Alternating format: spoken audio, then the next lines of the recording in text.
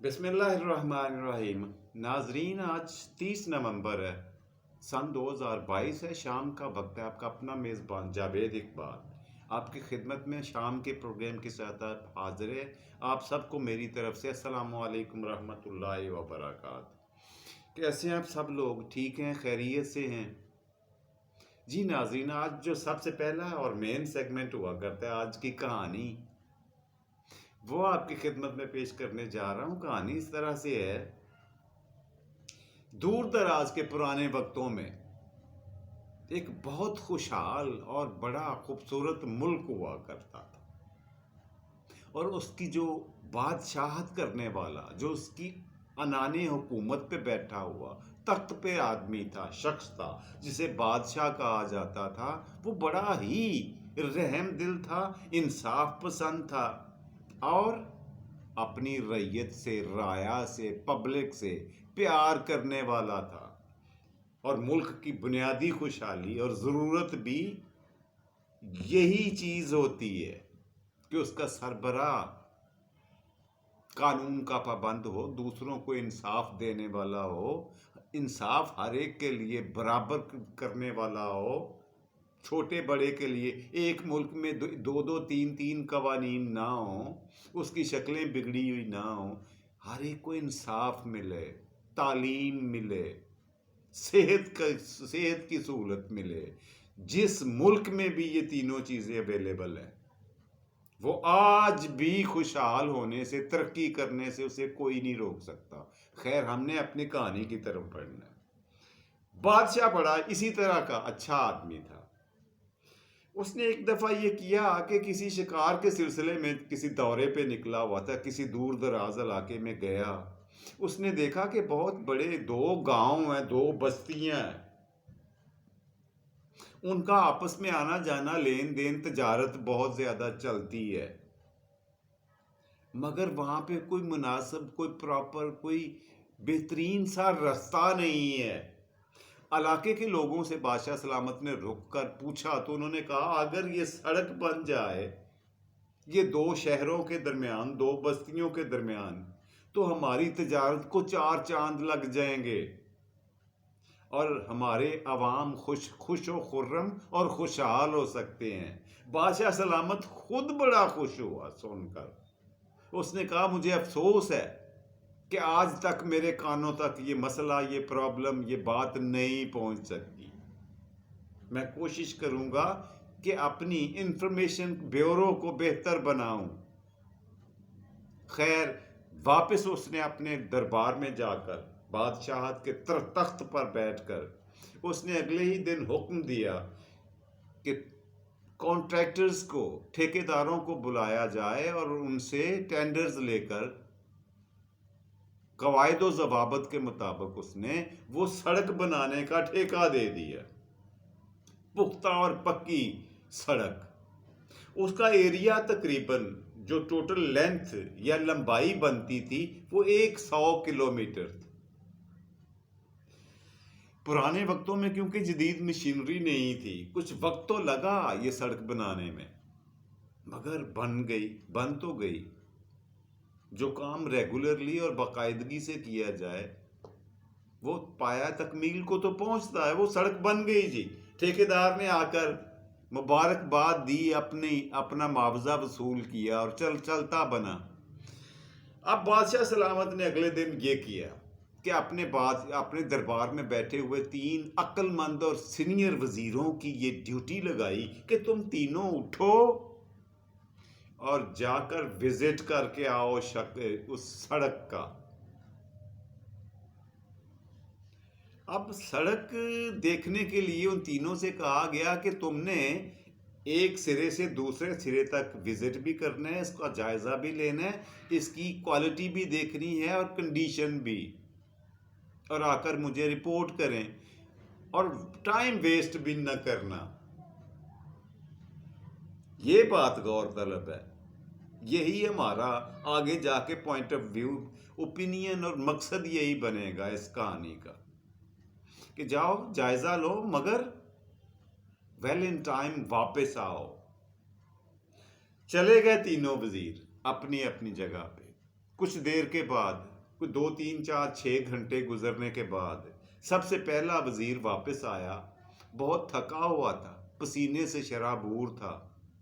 اس نے کہا بادشاہ سلامت، موسم کی شدت نے میرا برا حال کر دیا، مگر میں اپنے آپ کے حکم کی بجا آوری کرتے ہوئے، آپ کے حکم کی فرما برداری کرتے ہوئے سڑک کا معائنہ کر کے آیا ہوں، اسے ایک سرے سے دوسرے سرے تک غور سے دیکھا ہے۔ بہترین سڑک بنی ہوئی ہے، ہر لحاظ سے، نقشے کے مطابق، ٹھیکے کے مطابق، موقع محل کے مطابق، ہر لحاظ سے، ہر سائیڈ سے بہتر ہے، اور اس کا میٹیریل جو آپ نے کہا تھا وہ بھی بہت اچھا ہے۔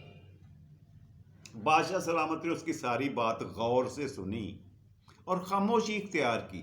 اس کے تھوڑی دیر بعد دوسرا وزیر آ گیا۔ اس نے کہا بادشاہ سلامت، میں نے بھی اس سڑک کا جائزہ لیا ہے، بہترین ہے، ایک سے دوسرے سرے تک، اس میں کوئی کمی خامی کوتاہی باقی چھوڑی نہیں ہے۔ کانٹریکٹر نے، ٹھیکیدار نے بنانے میں کوئی کسر نہیں چھوڑی، اس کی خوبصورتی کو بھی مد نظر رکھا اور پائیداری کا بھی خیال رکھا ہے کہ یہ مضبوط بھی ہو اور پیاری بھی لگے، سونی بھی لگے۔ اس نے بھی تعریفوں کے پل باندھ دیے، جو کہ واقعی ٹھیک تھا، غلط نہیں کہہ رہے تھے۔ غلط کہاں پہ اور کیا تھا یہ آگے چل کے آئے گا۔ دونوں اپنی اپنی جگہوں پہ بیٹھ گئے، اور اب تیسرا وزیر جو تھا وہ آ ہی نہیں رہا تھا۔ 3 4 گھنٹے انتظار کرنے کے بعد بادشاہ سلامت نے کہا، اب انہیں وزیروں نے بادشاہ سلامت کی توجہ دلائی کہ آپ کا دوسرا حکم تھا کہ جلدی واپس، مطلب آنے میں بے فضول یا بیکار کی دیری نہ کرنا، وقت ضائع نہ کرنا۔ ہم دیکھو کتنی جلدی آ گئے ہیں، لیکن تیسرا کتنا سست، نکما اور کاہل ہے کہ ابھی تک پہنچا نہیں ہے۔ یہی لمحہ تھا کہ وہ تیسرا وزیر بھی دربار میں انٹر ہوتا ہے، داخل ہوتا ہے۔ وہ تیسرے وزیر کے ہاتھ میں ایک تھیلا تھا اور چہرے پہ پسینہ، کپڑے گندے ہوئے تھے، اور جوتوں سے سر سے پاؤں تک، جوتوں تک کا برا حال تھا۔ اور بیٹھ کر سانس لے کر، پانی پی کر، مؤدب ہو کر ادب کے ساتھ گزارش کی، بادشاہ سلامت، سڑک بڑی خوبصورت ہے، اس میں کوئی شک نہیں، لیکن سڑک کے درمیان ایک جگہ پہ کوڑے کا، کچرے کا ڈھیر پڑا ہوا ہے۔ پہلے دونوں وزیر بول پڑے، انہوں نے کہا ہاں ہاں بادشاہ سلامت، وہ ہم نے بھی دیکھا ہے، وہ کچرے کے ڈھیر ہم نے بھی دیکھے ہیں، اگر وہ ہٹا دیں نا کہ کسی طریقے سے، کسی کو کہہ کر، کسی محکمے کو، تو سڑک کی خوبصورتی کو مزید 4 چاند لگ جائیں گے۔ دونوں بول اٹھے بیک وقت، لیکن تیسرے وزیر کو بادشاہ سلامت نے کہا اب آپ اپنی بات جاری رکھیں۔ اس وزیر نے کہا بادشاہ سلامت، میں نے چلتے چلتے ایک جگہ کچرے کا ڈھیر دیکھا جو بہت برا لگ رہا تھا، سڑک کی خوبصورتی کو ماند پڑ رہی تھی، اس کی وجہ سے بری لگ رہی تھی سڑک، اس کی وجہ سے ضروری تھا کہ اس کو وہاں سے ہٹایا جائے۔ میں وہاں پہ رکا اور تب سے اب تک وہ کچرا اٹھاتا رہا، کچرا اٹھا کے میں نے سڑک سے دور پھینکا، سارے کا سارا کچرا میں نے پھینک دیا، صفائی کر دی ہے۔ اور یہ بادشاہ سلامت، وہ کچرے کے ڈھیر کے نیچے سے مجھے ایک یہ تھیلا ملا، شاید کوئی مسافر رکھ کر بھول گیا ہے، یا کسی کا گر گیا ہے، یا غلطی سے رہ گیا ہے، یہ کسی کی امانت ہے، آپ اپنے دربار میں رکھ لیں، کل کو اگر کوئی آئے تو ہم اس کی امانت واپس کرنے کے قابل ہو سکیں۔ اچھا، بادشاہ سلامت نے ساری بات سننے کے بعد اپنے چہرے پہ مسکراہٹ سجا لی۔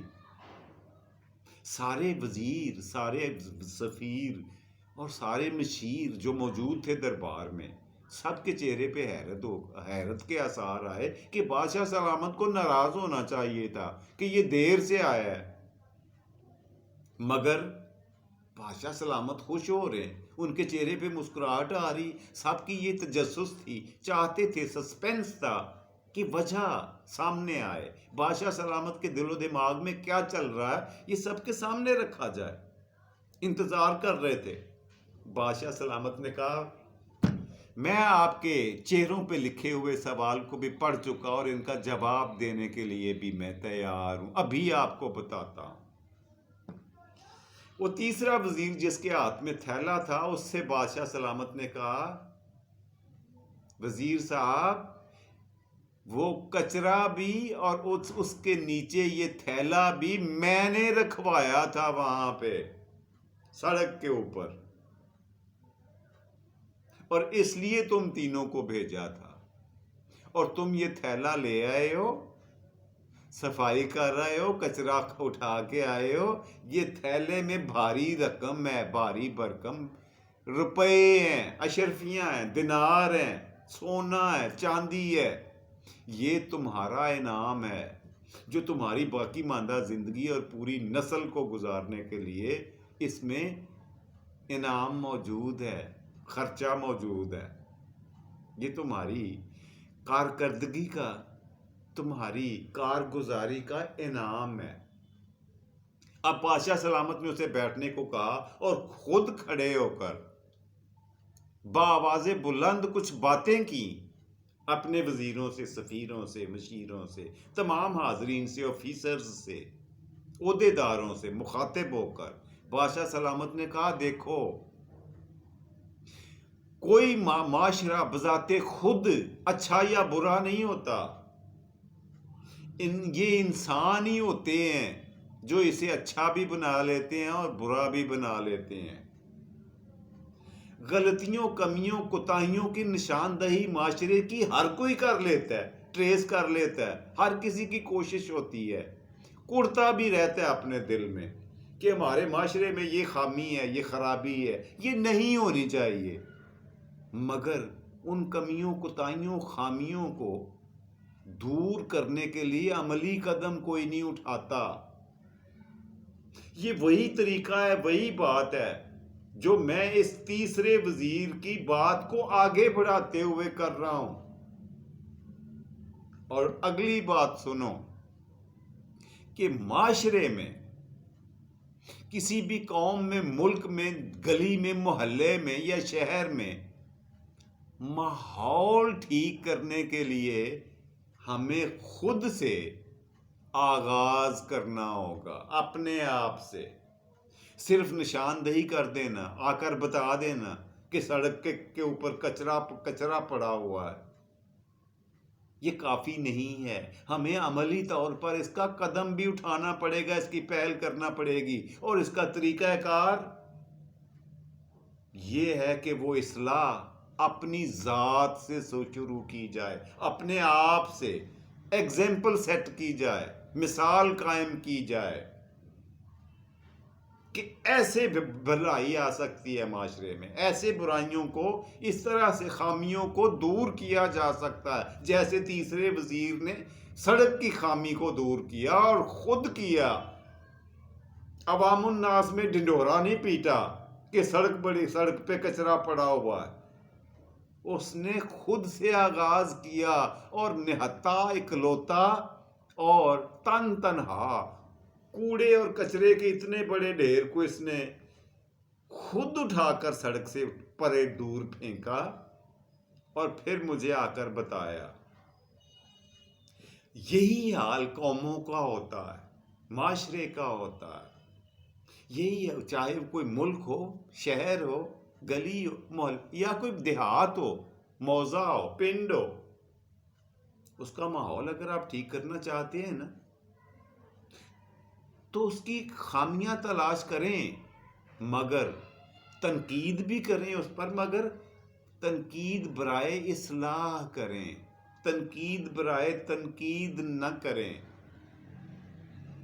ان خامیوں کی جن کو آپ نے نوٹس کر لیا ہے، جو آپ نے دیکھ لی ہیں، گن لی ہیں، سن لی ہیں، لکھ لی ہیں، اس کا آپ رد عمل یہ نہیں ہونا چاہیے کہ آپ دل میں یا تو کڑتے رہو یا پھر لوگوں کو بتاتے رہو کہ زمانہ برا ہے۔ کوئی زمانہ کوئی معاشرہ برا خود سے نہیں ہوتا، اچھا اور برا اسے انسان بناتے ہیں، اور اس کی اصلاح کے لیے بہتری کے لیے کام کرنے کی ذمہ داری لینے کو کوئی تیار نہیں ہے، کوئی انیشیٹو لینے کی زحمت نہیں کرتا، بودر ہی نہیں کرتا۔ اور پھر یہ توقع کرنا بیٹھ کر کہ معاشرہ ٹھیک ہو جائے، اس سے خامیاں دور ہو جائیں، کمیاں کوتاہیاں ختم ہو جائیں، تو پھر تو ایسی قوم کی حالت تو اللہ پاک بھی نہیں بدلا کرتے۔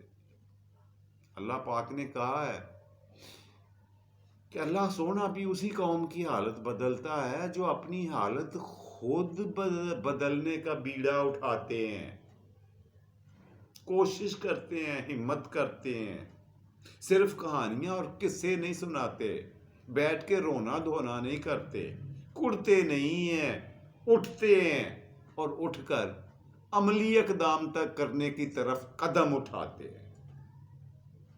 یہ بادشاہ سلامت کی سپیچ تھی جو میں نے آپ کی خدمت میں پیش کی۔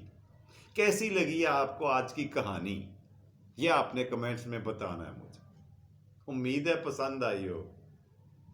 خیر، بڑھتے ہیں آج کے پروگرام کے دوسرے اور مزیدار سیگمنٹ کی طرف، اور روزانہ کی طرح ہوا کرتا ہے آج کا سوال۔ جی ناظرین، آج کا سوال کچھ اس طرح سے ہے کہ کون کون جانتا ہے کہ لاہور، یہ ہمارے اپنے لاہور کی بادشاہی مشہور و معروف مسجد کون سے بادشاہ نے بنوائی تھی؟ یہ بتاؤں کہ وہ مغل بادشاہ تھا، مغلیہ سلطنت کا، مغل خاندان کا چشم و چراغ تھا، بادشاہ ہندوستان تھا جس نے یہ مسجد بنوائی۔ اگر کسی کو پتا ہو تو کمنٹس میں لکھے، لیکن میں بتانے لگا ہوں۔ اس کا جواب یہ ہے کہ مغلیہ خاندان کے چھٹے بادشاہ، جن کا نام محی الدین اورنگزیب عالمگیر تھا، انہوں نے لاہور کی شاہی مسجد تعمیر کروائی تھی۔ امید ہے آپ کی معلومات میں اضافہ ہوا ہوگا اور آپ اسے ذہن میں بھی رکھیں گے، اڑا نہیں دیں گے۔ اہم سوال ہے، اہم معلومات میں سے ایک ہے۔ جی تو بڑھتے ہیں ناظرین پروگرام کے تیسرے اور مزیدار سیگمنٹ، آخری سیگمنٹ کی طرف، اور وہ روزانہ کی طرح ہوتا ہے آج کا شعر۔ جی آج کا شعر کچھ اس طرح سے ہے کہ مایوس ہو گیا یہ دل اس زندگی کے سفر سے، مایوس ہو چکا یہ دل اس زندگی کے سفر سے، مقصد کی دوست محبتیں ہیں یہاں اور مطلب کی یاریاں۔ جی ناظرین، یہ آج کا شعر اور تیسرا سیگمنٹ یہی تھا جو میں نے آپ کی خدمت میں پیش کیا۔ اس کے ساتھ ہی اپنے میزبان جاوید اقبال کو اجازت دیجیے، انشاءاللہ العزیز بشرطِ زندگی اگلے پروگرام میں آپ سے پھر سے ملاقات ہوگی۔ مجھے اپنی دعاؤں میں یاد رکھیے گا۔ خوش رہیں، خوش رکھیں، خوشیاں سمیٹیں اور خوشیاں بانٹیں۔ اللہ پاک آپ کو آسانیاں دے اور آسانیاں تقسیم کرنے کی توفیق بنائے، توفیق دے، آپ کو عطا کرے۔ فی امان اللہ، رب رکھا، اللہ حافظ، اور پاکستان زندہ باد۔